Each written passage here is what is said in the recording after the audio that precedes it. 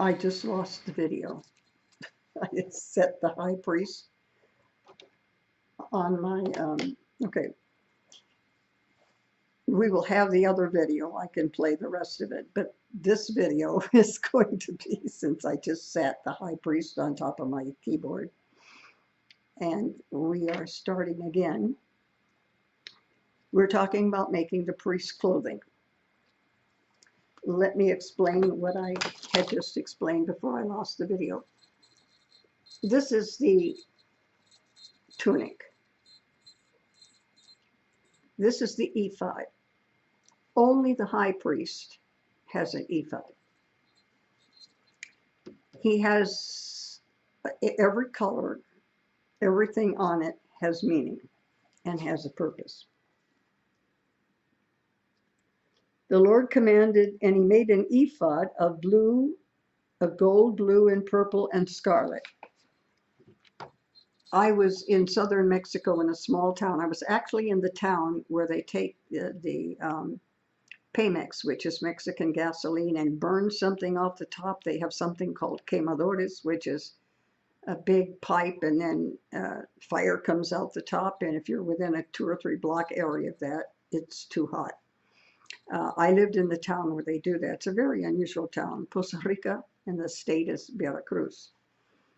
And was teaching in a school. All I had was 3 Bibles, 2 in English and 1 in Spanish. And so the colors you see here are purple, red, blue, and gold. The Bible doesn't say, and I didn't have access like to Jewish information where I could get it, or historical information.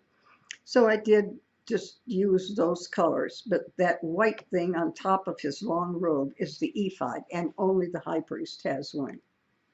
And they did beat the gold into thin plates. In other words, they made a very, like a shoestring,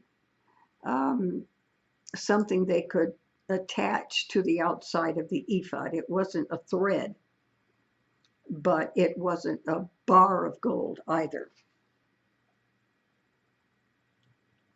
And they did it with cunning work, so some type of decoration.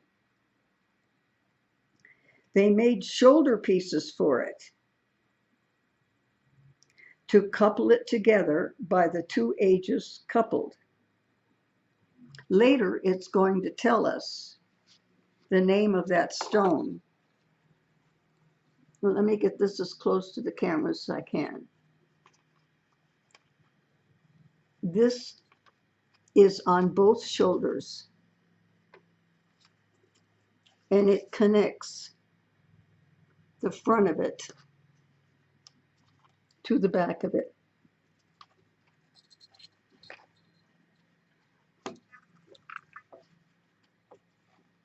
Those 2 stones we're going to get to.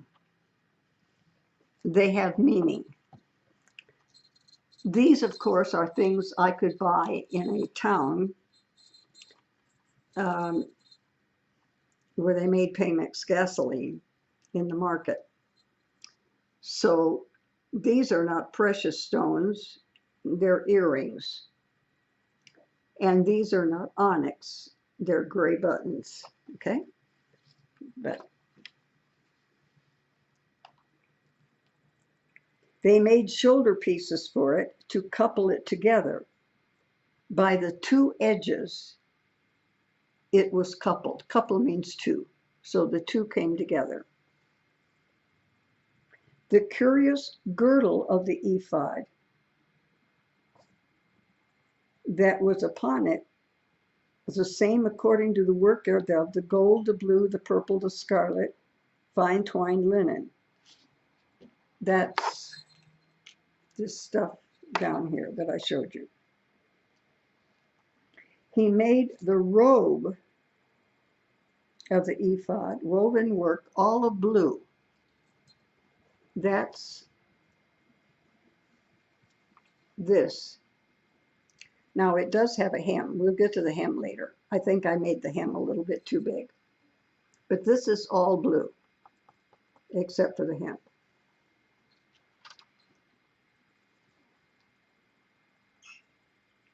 And they made other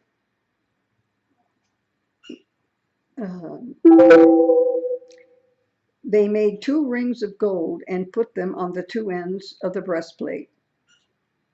And upon the border of it was on the side of the ephod inward. Now they made 2 golden rings.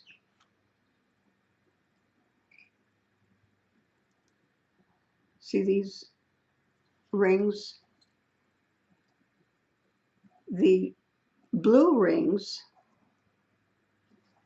are attached to this. Let me show it to you on the other side. This is a blue ring, but this is called a breastplate, and it's got gold rings. So the blue ring is attached to the shoulder piece, and the gold ring is attached to the blue ring. And the blue ring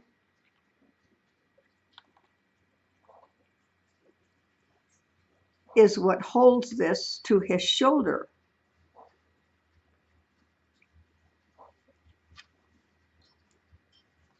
So you're looking at the breastplate. Now it's the span of a man's hand. That's how big the breastplate is. And I have a small hand. So it's the size of a man's hand. And this looks like a muff. I'm going to put my finger through it, if I can. There it is. This looks like a muff.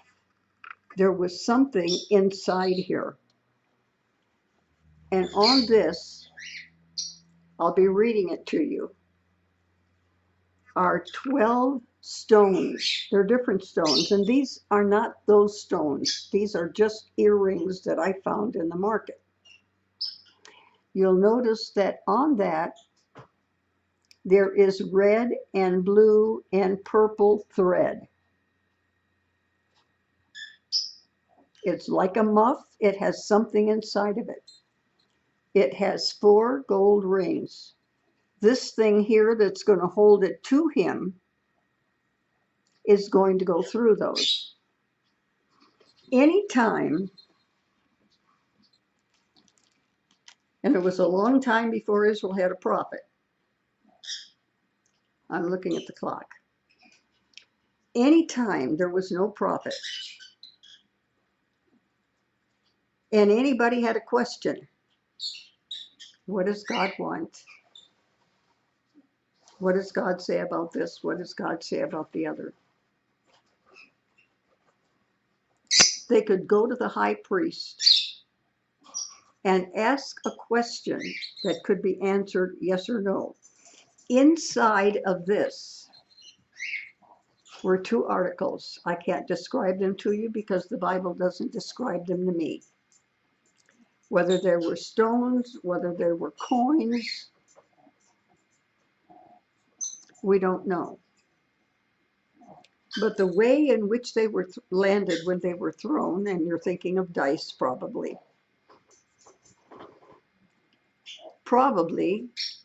they would land the same, both stones, both coins, whatever they were, or differently. But the way in which they would land was either yes or no. Now, if something terrible happened and they needed to know who did it, they could go to the high priest. They had to answer a question that could be answered yes or no. And they would say, was it from the tribe of Joseph? Well, the answer would be yes or no. If it was no, then we don't even talk to anybody in Joseph's tribe. Was it in the tribe of Naphtali? Yes. Oh, okay. Everybody else go, and the tribe of Naphtali, you stay. Was it from the family of such and such? Yes or no? And that is the way that they would get information from God. And only the high priest wore it, only the high priest needed it. And they didn't do it very often, but as we go through the first 5 books of the Bible and others also, we will find cases where they go to the high priest. We have one case where the ephod was left hanging behind the door, and it's referring to this. Okay.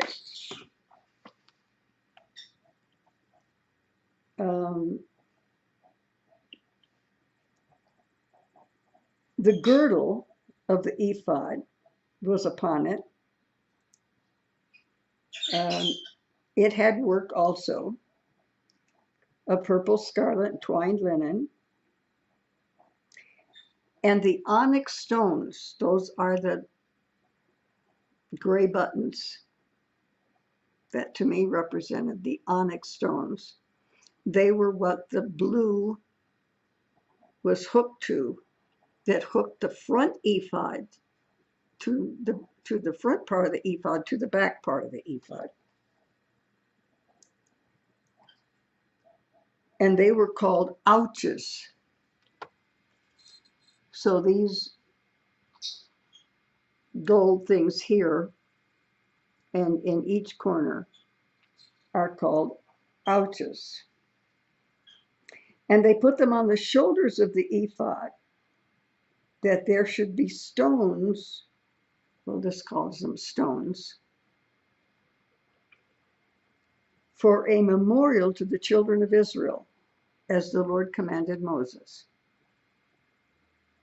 And he made the breastplate of cunning work, and all my cunning work is just a few stitches with thread that are those colors which are represented. And they're a memorial, those colors. And he made the breastplate of gold, blue, purple, and scarlet, and fine twined linen. It was 4 square, meaning it was square, it wasn't oblong.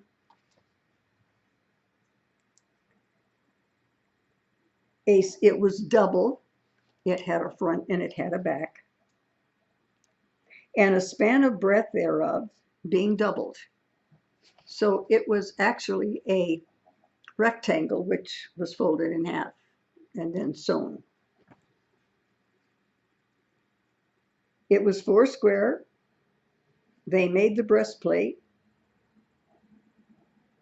and it was doubled. And they set in it 4 rows of stones. There are 3 in each row, but there are 1, 2, 3, 4 rows of stone.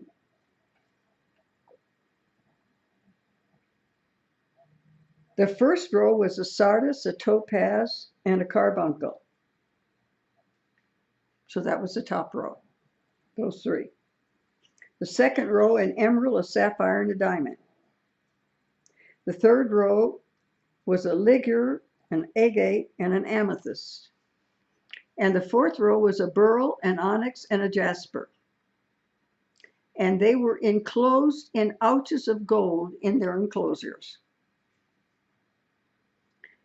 The stones were the names of the children of Israel, 12 according to their names, like the engravings of a signet. Everyone is named according to the 12 tribes. And they made upon the breastplate chains of edges of wreathen or worked pure gold. And those again are these ouches. They're mentioning them again. And there was a hole in the midst of the robe with a brand around the hole that would not rend. And they made the hems of the robe pomegranates of blue and purple and scarlet and twined litter. These are pomegranates. I taught a class in California in a Bible college, and I happen to have a pomegranate tree, and they are messy because you cut the pomegranate, it's juicy in there, and then you get these little seed-like things that have a little pulp on them, and you suck on those. I remember that I took the class outside, and I took a big butcher knife, and I cut the things up on a cement block or stone or something so that it wouldn't leave a mess. Why would you want to put those things on the hem of a robe? Well, when I was working on my master's degree, I had my thesis had foreign language education and music, and the music was both in Spanish and some Indian dialects. I had the weirdest master's thesis. I'm sure if I read it now, I wouldn't even understand it. But I had a professor that insisted that I make some Latin American musical instruments from scratch.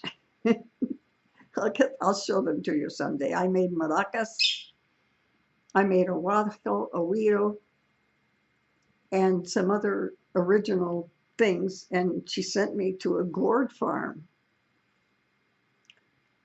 Now these maracas are seeds that when they dry up and all the pulp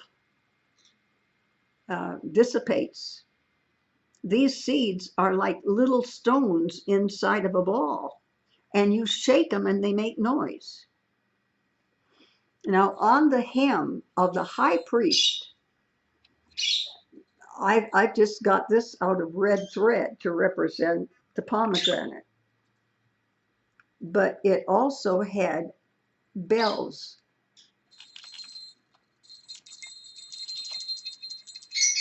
I don't know if you can hear it, but these are little, I can hear it. Of course, I got my hearing aid in.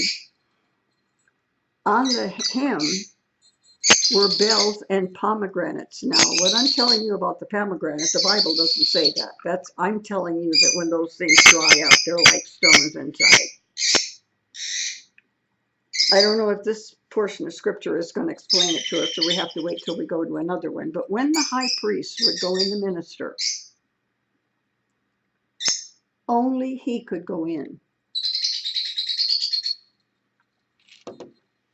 Now, he had to do certain things, like wash, be with his wife, do certain things before he could perform this ministry. That made him ceremoniously clean. That doesn't mean that if he didn't do it, he was dirty or nasty. It meant that he had to do certain things to be considered clean for the ceremony. If he didn't do it, or if he didn't do it right, hey, you don't mess with God. One man is representing a nation, and he's going to go into the Holy of Holies one time a year. He's going to pray for all of the sins of all of the people for all of the years. He better do it right. If he doesn't, he dies. Now, if the other priests have to stay in that holy place, they can't go in the Holy of Holies, how do they get him out if he's dead? Well, they tied a rope around him. And the outside of the rope went under the veil and into the holy place where the other priests were. So if he's dead, they just haul him out under the veil. But how do they know if he's dead? Because he's walking up and down in front of the ark. And these pomegranates and these bells are making noise. And so the priests on the other side of the veil know he's alive. And that's the purpose of the pomegranate and the bells. Now let's read.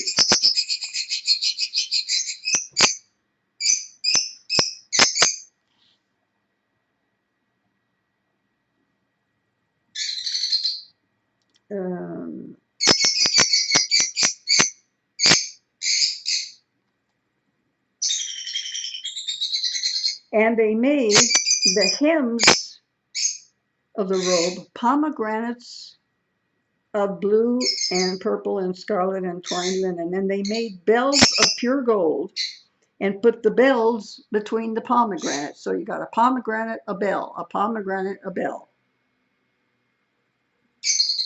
A bell and a pomegranate, a bell and a pomegranate, round about the hem of the robe to minister in, as the Lord commanded Moses.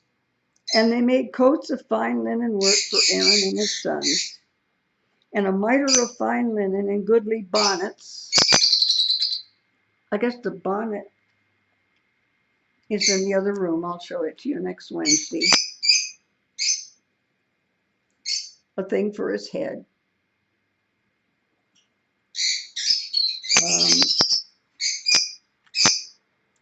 Now all male Jews wear a yarmulke, and that's to remind them that there is somebody above them.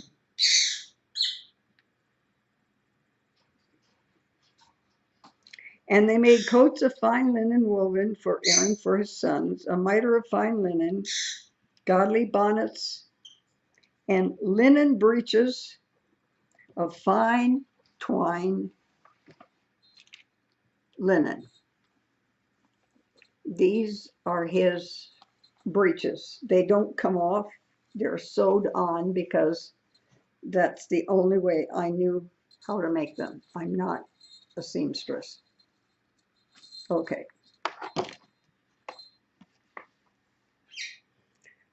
A girdle of fine twined linen, and blue and purple and scarlet of needlework, as the Lord commanded. And they made the plate of the holy ground of pure. They made a gold piece. The gold held it up. And right here was a blue thing that said, "Holiness unto the Lord."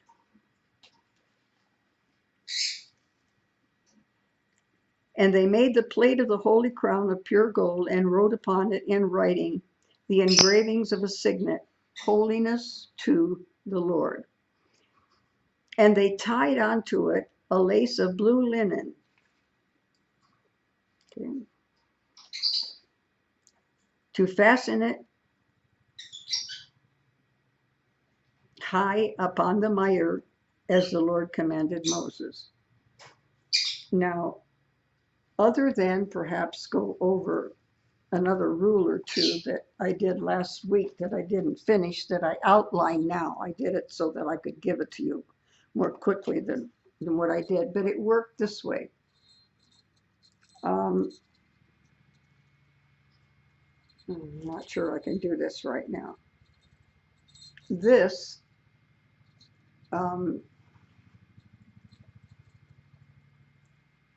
was under here.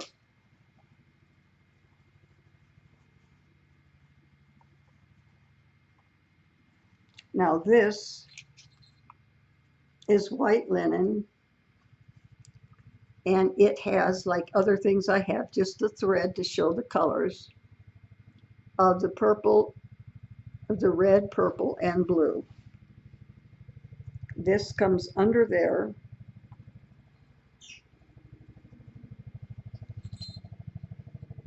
Goes back up.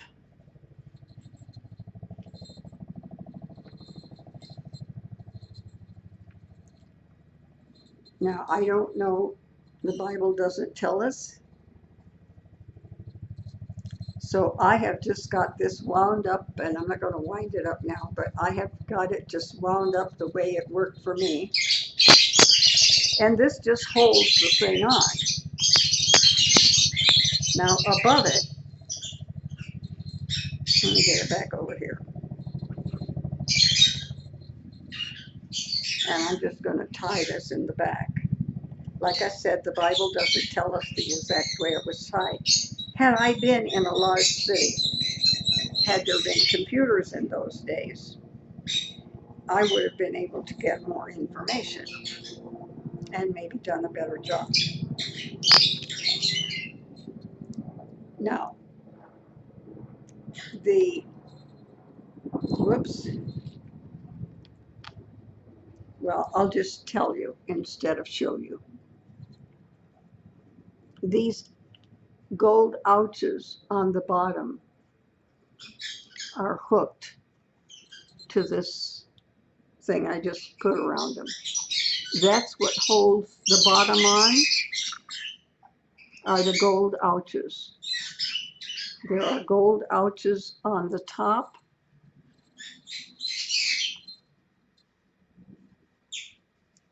And they hook into the blue ouches that go around these.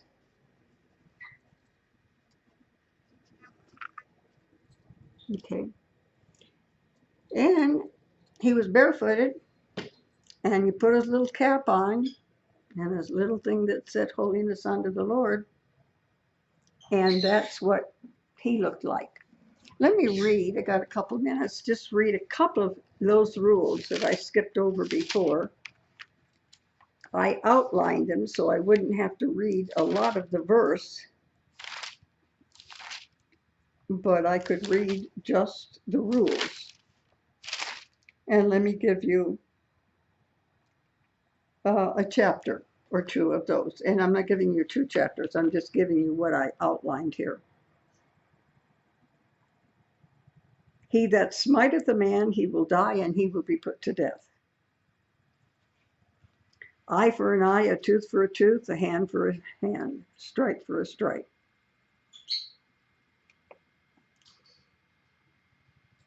He that killeth a man or a woman, the ox will be stoned, and the owner will be put to death. That's because the owner knew that he had a dangerous animal. That's like if you got a pit bull, you have a bigger responsibility than if you have a collie or a chihuahua. The owner of the pit, if you make a big hole and somebody falls in it, you're supposed to be smart enough to know that somebody could fall in the pit. If an animal falls in the pit, the animal belongs to the person who dug the pit, but they have to pay for it.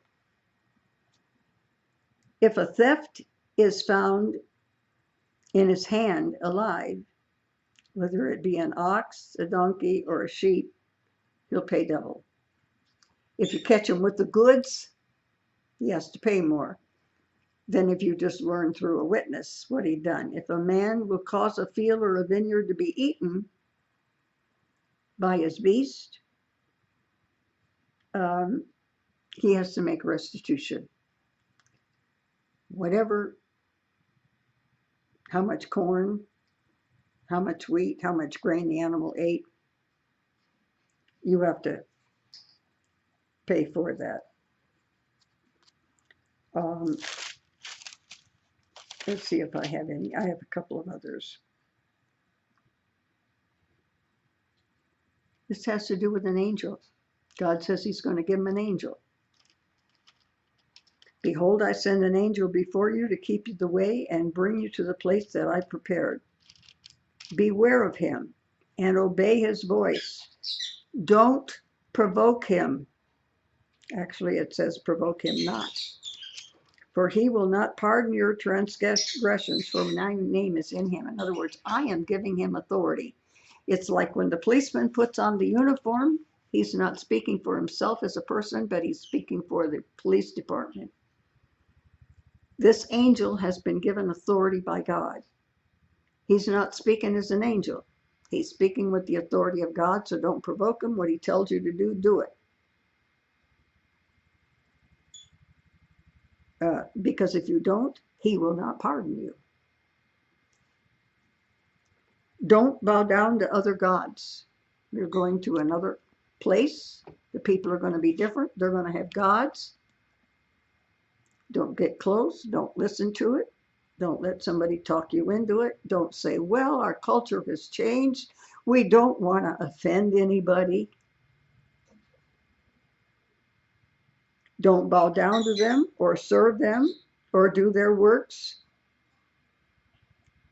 but overthrow them and break down their images. Get rid of any other god. Whether that god is something somebody worships or whether it's something that's important in your life, get rid of it. There's only one God and only one God in your life.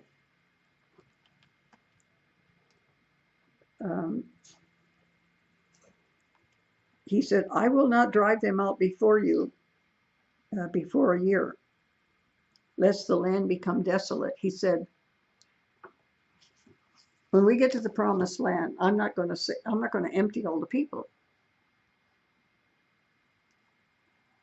Because if I take all the people out of there and nobody's there, what's going to happen to the land? Who's going to take care of it? He'd already told him, you're going to live in houses you didn't build. There's people's houses, and we've got to run those people out. And you're going to drink water from wells you didn't dig. But I'm not going to give you an empty country. It's got people in it, and you've got to drive the people out and make it your country.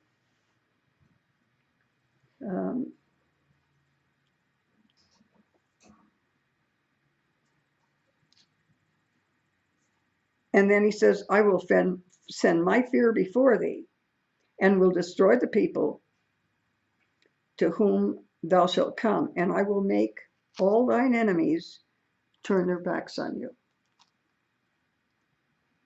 I will send hornets before thee. Don't mess with my people. I got plans for them. You mess with them, you get bit with a hornet, which is like being bit with a bee. You drive out the Hittite, the Canaanite. Remember all those ites that lived in the promised land. I won't drive them out before a year, lest the land become desolate and the beasts of the field multiply. Just the people go and the animals stay. It wouldn't work. It doesn't make sense. Little by little I will drive them out before thee until thou be increased and inherit the land. This in Exodus chapter 23, God is giving them the land that today there is dispute whether that day is of yesterday, whether that land belongs to the Jews or not. Hey, it belongs to the Jews. No question about it. The other people that are claiming it came by hundreds of years later. There were others there before them. They were driven out. God gave them the land. He gave them more land than in Israel now. He actually gave them land that went all the way up to the Euphrates River,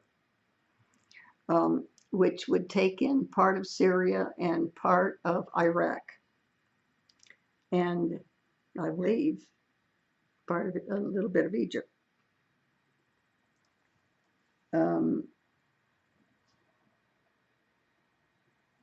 And this agreement is signed. That's all we're going to do tonight. We've done a couple things. I'll have to figure out, since I put the doll on top of my keyboard, I believe the other video, the first part of it, is still good. And then this would be video number 2. That's what's happening. Let me turn it off until then. I'll chat with my class here in a minute. Until the next video, blessings on you.